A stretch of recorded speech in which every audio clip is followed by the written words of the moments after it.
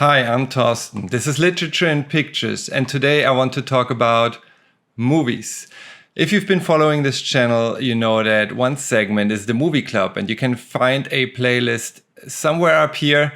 If not, I'll post it separately in the comment section below. But in that movie club, we're discussing movies that the group has been suggesting.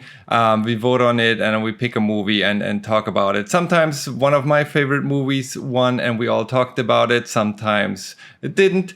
But today I figured I'd make a video about what are actually my top 10 favorite movies of all time and review why those are my favorite movies.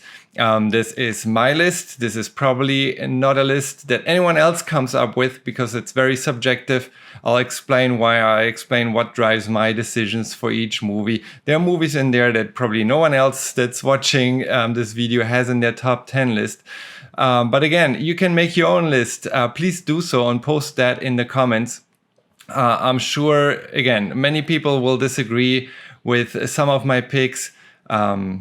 Everyone's taste is different, but movies, as is all art, are products of their time. They're very subjective, so keep that in mind. I mentioned that when we get to some of the points in those movies that they might not have aged well, but why were they important to be done that way at their time? It's especially true for my number 4 movie that I have listed, but we'll get there when we cross that bridge.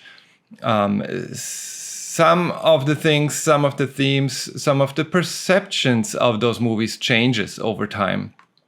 So my number 1 favorite movie of all time, I think throughout the decades I've watched differently with different eyes as my experiences have changed throughout the years. So the meaning has changed multiple times.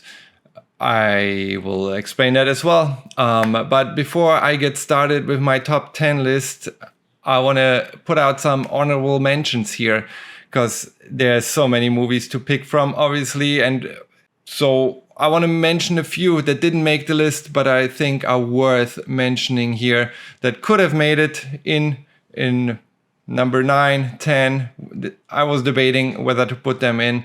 And I just want to run through them real quick before getting into the actual list. Before I get started though, I want to remind you to please hit like, please subscribe to the channel so you can get updates whenever I post new stuff. I don't follow a certain schedule, so it's not like the same day of the week that I'm posting a video. I could go for a month or 2 without any content and then give you 3 within a week. So please make sure you're subscribed to be updated on everything that's new and that's coming out here. But let's dive in. Honorable mentions. So I have Grease, I think very important for its time. There's Pulp Fiction, just Quentin Tarantino's masterpiece. I don't want to say magnum opus because there are other ones as well. To me, it's his best movie. So I'm going to put that out here as well. Definitely overly discussed. That should come to no one's surprise that might make a top 10 list for some. For me, it didn't quite make the cut. But then there's Scarface, Al Pacino, and just best mafia movie, in my opinion, better than The Godfather. And you can debate me on that. I am sure many will. There's Goodfellas. There's Batman. And which Batman, you ask? Well, actually, you have 2 on this list. One is the version by Tim Burton from 1989. I think it's one of the best, if not the best, Batman movie there is. And then, of course, The Dark Knight by Christopher Nolan. That needs to be mentioned here as well. A great movie and it could have made the cut as well. Tick, Tick, Boom, if you like it a little bit more artsy. Definitely a movie I very much enjoyed and that I was thinking about putting on this list. It didn't quite make it, but it almost did. So go watch Tick, Tick, Boom as well.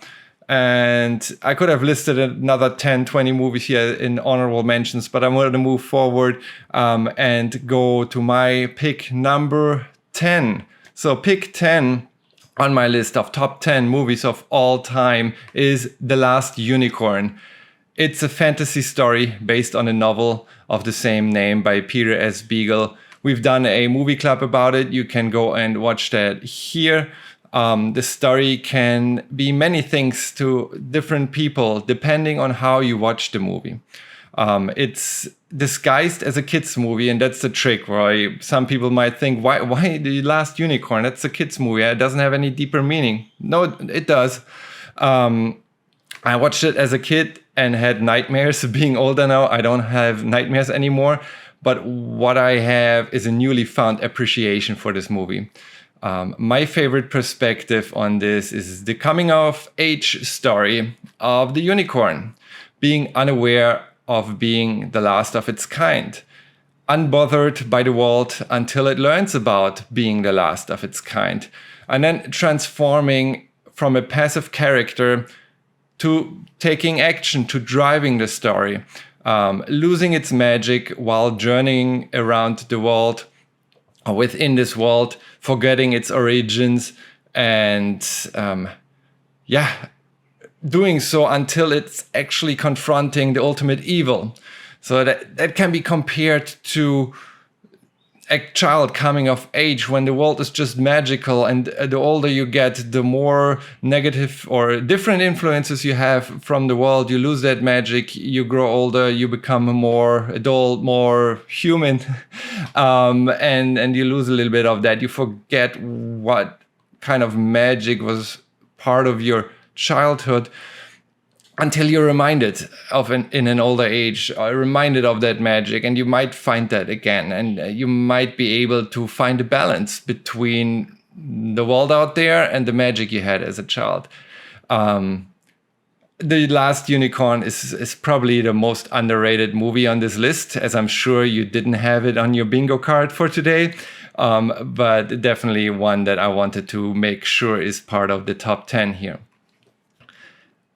Number 9 to me is Sideways. Sideways is also a very underrated movie. I think it received lots of critical acclaim, and it is liked by many, but I don't know how many would put it in their top 10 list. To me, it's number 9 here. The movie is about the struggle with life, about midlife crisis viewed from different angles. Paul Giamatti plays Miles, who is initially portrayed as someone who needs saving. Thomas Hayden Church plays Jack, who is written or is set to do the saving. Throughout the movie, we learn, though, that that's just a smoke screen and it's Jack who needs the saving. And Miles will just be all right, even though he doesn't have the best or fanciest of lives, such as life. He'll be fine. He follows his way. He's a very unique character and a very unique path that he's chosen, or that is chosen for him. You can debate whether all the decisions that he made were his. They probably were, but it wasn't the path that he would have liked to take, but it's the one that worked out for him. I love the characters because they are flawed. They feel very real. Reactions by the people they encounter feel real. And it's a drama that provides so many psychological angles to analyze. Really enjoy this movie every time I'm watching it and find new things. So go check it out if you haven't. Number 8 on my list is also a movie we discussed in the movie club. Check that out in the link up here, which is Dogma. Kevin Smith at his best, his masterpiece. I think it's his best movie. A smart, funny, and polarizing take on religion. This movie picks apart the Catholic Church while never making fun of God. It never crosses that line. It respects that entity. It respects God and the mythology around it, but picking fun and making fun and picking apart the church that unethically abuses the beliefs in many. The movie points out that the church is a corrupt institution dealing in lies, and it criticizes the abuse in the name of God, doesn't make fun of God, while being very knowledgeable about its source material, the Bible, and kind of picks things apart. It's just a genius masterpiece of Kevin Smith. Unfortunately, it's very hard to come by a hard copy. So find some way to watch this movie, but the rights are held by someone who doesn't deserve them. So I recommend not spending any money on this one because they would go into the wrong hands. You can Google that for yourselves. So until the rights change hands, I think this movie will still fly under the radar for many. Coming in at number 7, it's Triangle of Sadness, just released in 2022. This is the most recent movie on this list. And I was debating whether to put this on this list at all because it's just been such a recent release. But thinking about it more, it's like it doesn't matter when it was released. It could have been released in the 70s, in the 80s, or just 2 years ago.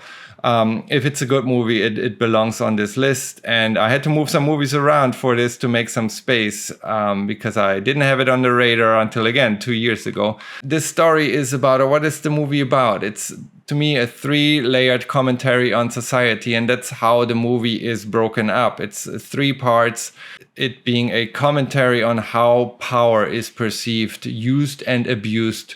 It's hilarious and honest. The only reason it didn't win the Oscar is probably because the people in power felt offended by it, which probably says a lot about its content and how well it was made. The movie is about Carla and his girlfriend Jaja. Both work in the model industry, and it's about the rich and the poor. Them initially being poor, but not as poor as the poorest can get. You'll find that out later in the movie. It's about power constellations. It's about societies, power struggles, shift in power structures, hypocrisy, ignorance, and values. That's a lot to be discussed in one movie, and that's what it makes it so interesting, because it's been delivered so well, so intelligently. It's a commentary on society and abuse of power. Abusers create their own downfall by their actions, punished by society and the people around them. I don't think the movie wants to provide any answers, but as there is with any great art, it doesn't want to give you answers and wants you to ask questions. And I think this movie finds a great balancing act of discussing all of those in once, and not even addressing them directly necessarily, but just putting them in front of you in a very unique way. So I definitely enjoyed this movie a lot, and makes you think about it way past you watching the movie. I heard from some that it was way too on the nose, that this has been done before. But I think the way it was done and the criticism that it puts out, it obviously is nothing new. Everyone is aware of those things. It just over-exaggerates those, that you can't look away and you can't ignore those facts. So go check out The Triangle of Sadness. Number 6 is Groundhog Day with Bill Murray. It's the mother of all what ifs. What if you lived the same day over and over again on a loop without consequences? This movie isn't just funny, it makes you think. How and when do you change your behavior? Do you become more generous, more ignorant, more caring, more detached? Maybe all of the above. But what happens throughout those different views, different repeats of the same day, of the same time period? What if you get to change your actions and see what the different outcomes are, yet knowing that they'll always be reset? Your actions don't have consequences. So what happens to yourself in such a loop? What phases do you go through as you realize the inevitability of your situation? The decisions you're making now show who you really are. And for the cherry on top, we get Bill Murray. And to be honest, this list wouldn't be complete without at least one Bill Murray movie. Let's head into the top 5. So my top 5 movies of all time begin with number 5, Star Wars: A New Hope. This might not be a movie you'd expect on this list, but it's a movie I think belongs right here. And yes, the original Star Wars, later renamed to Episode 4, A New Hope, is the best Star Wars movie of all time. To me, You can question me and debate me on that. Leave a comment in the comment section below. And to me, it is this one. It's episode 4. Aside from us getting introduced to this amazing new universe, a great story, feeling like you've known these characters even though they just met each other themselves, and all of those great classic moments. This movie kicks off an entire franchise or entertainment industry like no movie ever has. Star Wars originating in this movie is the culmination of what you'd call success. This wasn't based on a comic, a book, a toy line, or anything other than the imagination of its creator. And yes, there are stories that inspired aspects of it, like Dune, but it still stands as the most important original movie to modern culture. Star Wars: A New Hope, I think, is definitely one of those movies that stand the test of time. I mean, it came out in 1977. We're talking about this almost 50 years later, and it's was just not only ahead of its time, but like I'm sure that in another 50 years this movie still stands out, and it's an all-time classic. It again kicked off Star Wars. No other franchise really that big has come out of another movie like that. Wasn't only necessarily due to this movie alone, but to the original trilogy in itself. But that could only have happened based on this movie. To me, it just brings all of those things together. And yes, Star Wars, the original one from 1977, number 5 on my list. Number 4, let's shift gears completely. Because as I mentioned in my intro, number 4 might be the most controversial one, yet the one that hasn't aged well, while still being important and still belongs on this list. I'll explain why. But in number 4, we have Kids. Kids from 1995. It's a coming-of-age drama about troubled teenagers in New York City. Larry Clark is the director. He's capturing the authentic feeling of urban life in the 90s. This is how life was in the early 90s to mid 90s. The movie doesn't censor that. Homophobia and sexism is portrayed without romanticizing reality or history. If you can't stomach that, imagine how those affected by it felt at that time or still feel. And it's not like the world has made any great strides in the right direction recently either. So I think if at all, this might be even more important now. To be viewed through the right angle. I know many of the viewers, many of the people watching this are disgusted by some of those scenes, by the topics that are being discussed, but that's the intent. So a little bit more about this movie. The cast is made up by kids from the street. You have a lot of new talent that was found by the director right there on the streets of New York. You have Justin Pierce, who's playing Casper. Unfortunately, the actor took his own life 5 years after this movie came out. But you have also breakthroughs like Rosario Dawson. Rosario Dawson's first movie is Kids, and she built her acting career on Kids and other consecutive roles, and now is Ahsoka Tano in Star Wars. So you have the good and the bad, like you have on the streets in New York in the mid-90s, more bad than good in this case. But you have those success stories here as well, with Rosario Dawson making it into a successful career of hers. This movie, as I mentioned, is polarizing. The New York Times wrote, "There's no thunderous moral reckoning, only observational detachment." And I couldn't disagree more. The reckoning isn't happening to the characters in this movie. The reckoning happens to the viewers, at least to some. This might be a movie that's only accessible to teenagers growing up in an urban environment. And the movie hits a nerve with same-age urban kids. The hip-hop culture, for example, has come a long way from homophobic beginnings to a more tolerant and more open-minded community in itself. Again, this movie has not aged well, absolutely not. But you should also not censor history. Early to mid-90s in urban areas weren't fun for minorities, and you can't censor that away. You can't just rewrite history and saying, wow, what a cool life those kids had, and how non-controversial they behaved, just because it displeases you. Yes, to some that have no access to that universe, it might come off the wrong way. So this movie isn't for everyone. To me, it's just as important as any other historical relevant piece.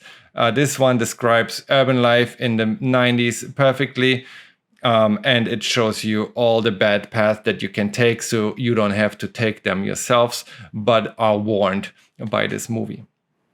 We're at the top three movies of all time, in my opinion. Again, those changed a little bit because I was just introduced to one of those that comes in number 3, Millennium Actress. Millennium Actress by Satoshi Kon, a masterpiece in editing. It's about giving your life a purpose. How things become sad and meaningless if that purpose is taken away from you. How depression develops if dreams are being crushed, if they are taken away, if you forget about your dreams. How and what does that do to yourself, to your demeanor, to your well-being? How having a goal in your life can push you to new limits, make things more enjoyable, more fun. And all of that is beautifully wrapped into a pursuit throughout Japanese history, a love letter to Japan itself and to Japanese cinema that doesn't shy away from criticizing its dark eras as well. Another movie that we discussed in the movie club, I highly recommend watching the movie and then checking out the movie club session on that here in the link above. But Satoshi Kon's masterpiece, in my opinion, his best movie. Unfortunately, he passed away way too young, and we only got 4 full feature films from him. All 4 are tremendously good. I think Millennium Actress has the edge above the other 3 a little bit. That is also debatable because I've seen Paprika being mentioned on many more other lists. To me, Millennium Actress belongs here, and it came in number 3. Number 2 on my list, Leon the Professional, depending on what country you're from, where you watch this. In the US, I think it's just called The Professional. In its original version, it's called Leon, or just Leon the Professional. Any combination of those 3 words work. It's about Leon and Matilda. It's about how both of them depend on each other. It's Natalie Portman's breakthrough role as a teenager or as a kid. This movie is about dependencies, about Leon and Matilda. It's about how both of them depend on each other and how they can't keep depending on each other. It's the coming of age from Matilda and escaping a bad situation turning worse. And for Leon, it's facing the consequences of having lived a questionable life, how to break the cycle, how to fight the ultimate villain, how to learn the price of victory and pay the price of victory in the end. No spoilers here, but this is a culmination of multiple things. With its great cinematography, great editing and storytelling, how you understand different generations and again how they help each other out. Leon needs Matilda just as much as she needs him. Both, if they continued on the path that they were on, would have found a bad ending. And while you can still argue that being true for Leon, I don't think there was. His soul was still saved, if you will, by Matilda, by building compassion, by caring for someone else, and by saving her. Leon saving Matilda, I think, rescued his life or fixed his life. He made the conscious decision of how that movie ended, of what he wanted to do. He wasn't forced into that direction. He still, I think, was happy with how things ended, even though he didn't get to see them. But Matilda going the route that she went also wasn't what she had planned, wasn't what she wanted. But I think in the end, she was better for it. She ended up on a better trajectory. While we don't know what happened to her after the movie finishes, I think she was in a better spot than where she was previously.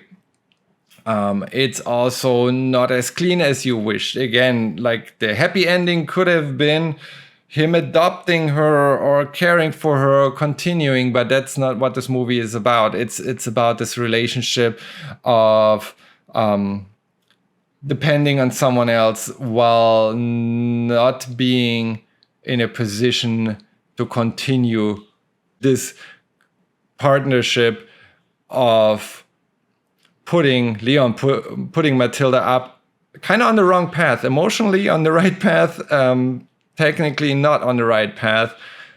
The right path for her wouldn't have been becoming an assassin, but he realizes that. He tells her not to. He gives in, teaching her certain things, but that's for the benefit of building trust and being actually able to influence her trajectory. You give in a little bit to have a better outcome. There's just one thing I want to ask you to not do, which is don't watch the director's cut. That gets way too creepy and is just don't watch the director's cut. I think that's the version of this movie that absolutely drops out of the top 10, top 20, top 30. That completely becomes a different movie because when I talk about the relationship between Leon and Matilda, again, that's a parental one of a father figure taking on this girl who's left a bad situation, who was rescued, escaped death, and is brought on the right path. But if you watch the director's cut, that meaning changes completely, so just don't. Its original theatrical release here on number 2. I just want to make sure you understand which version made it here in spot number 2, which brings us to number 1, my most favorite movie of all time. Please, before I say anything else, please comment in the comments down below. What's your most favorite movie of all time? I want to hear from you because I'm always interested in learning about other people's favorite movies, so can go and watch them if I haven't and learn more about why. So please explain or tell me why those movies are your favorite movies. But please do let me know what are your favorite movies. Coming back here to number 1, my most favorite movie of all time is Fear and Loathing in Las Vegas. Again, as I mentioned in the intro, this movie to me changed its meaning so many times, from just being a funny, intelligent movie to going through multiple iterations, coming out with a cultural perspective on counterculture and learning more about Hunter S. Thompson and how he invented gonzo journalism, which basically is magical realism on acid, literally, in this movie or in this book, because this movie is a perfect adaptation of a story written by Hunter S. Thompson. It is very faithful to the source material. It's a social commentary about the flaws of society in the 1970s, but also criticism of the counterculture that Thompson saw failing early on and criticized himself. You're in a spot where you have the established society and the counterculture, and Thompson took a look at both and was like, well, this doesn't work out, and the counterculture doesn't either. And I think time proved him right with where things ended up being, finding some middle ground and seeing the things failing that he saw failing early on. He describes the end of counterculture way before it actually ended. This is a snapshot in time that describes an era, an entire generation, better than any documentary could. It's show, don't tell, criticism hidden as glorification. And to me, it's changed its meaning, again, based on when in life I watched it. If you want to take a deeper dive, listen to us taking this movie apart for 2 hours or so in the link above up here. We also did a movie club on this one. We go into depth with regards to source material, Hunter S. Thompson, gonzo journalism in general, the time itself, political movements, and just Fear and Loathing in Las Vegas in general. My favorite movie of all time. If you haven't watched it, go check it out. You'll have to watch it more than once because it's not in chronological order. So you have to put the pieces together, which you'll be able to based on comments characters make. So every scene, every time interval, I should say, has someone making a comment on something that has happened or which weekday it is. So you'll be able to piece it all together. In the end, if you watch this movie multiple times, I think you'll be able to figure this out rather quick. Or not. I think it took me like 2 or 3 times watching it to put the right chronological order together. But it's just a fun task to do, fun thing to do, because this movie has so many hidden meanings and scenes and funny moments, truthful moments, satiric moments that I think makes this very valuable. And again, it's a historical piece to me because it's still called gonzo journalism. And if you're familiar with how magical realism works, I mean, there are folks like Gabriel Marquez who won a Nobel Prize for writing a book in the style of magical realism. Again, not saying this book deserves a Nobel Prize, but hey, the movie to me stands out as a perfect adaptation of such a great book. I've watched this movie over 20 times throughout my life. So go check out Fear and Loathing in Las Vegas. There is a Criterion edition release with a unique commentary, multiple audio commentary tracks by Hunter S. Thompson, by the cast. Again, multiple commentary tracks. So since you have to watch the movie multiple times anyways, might as well just switch on the commentary. It comes with a cool, nice booklet that tells you more about the movie. It tells you or gives you an introduction of what gonzo journalism is, and just cool art from the movie as well. It contains the jacket copy for Fear and Loathing in Las Vegas by Hunter S. Thompson. And yeah, the Criterion edition. If you have not watched this movie, just get this one. It's the best version out there. It contains so many extras that you'll end up wanting. And if you've watched the movie already, please do let me know what you think about it. And that concludes my list of my top 10 favorite movies with some honorable mentions in the beginning. But what I want to do before I conclude this video, just as a bonus, as a gimmick, and maybe to stir the pot a little bit, I want to give you my actually 3 worst movies of all time. I don't know if any of the movies I picked from my top 10 would make your list of worst movies. I'd be very interested in hearing about them. I think kids might make it on some of you guys' list, as I've heard and learned through discussions and conversations with some of you. But my 3... Let's put 3 out there. I don't want to put 10 because I don't want to be that negative. But I think movies that have received critical acclaim, that I think were completely overrated. My 3 worst movies of all time are Crash, Traffic, and Babel. I'll leave it at that. I'm not gonna argue or explain why those are just overrated, horrible movies, poorly written, that received way too much hype and way too much praise.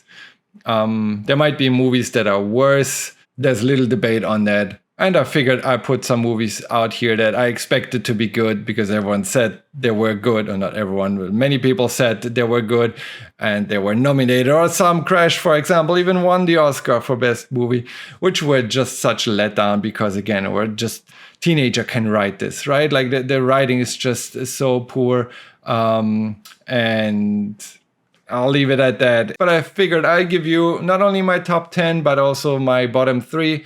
I want to thank you for watching. I hope you stay tuned and subscribed. I have more comic book content coming out scheduled for later this year. And I'm sure the movie club will continue soon as well. We'll take a small summer break here, but we'll be back in the fall with more movie clubs and comic content as we go. Until then, I want to wish you all a great summer. Stay tuned for more content, hit the like button, and until next time, this was Literature in Pictures. Thank you so much for watching.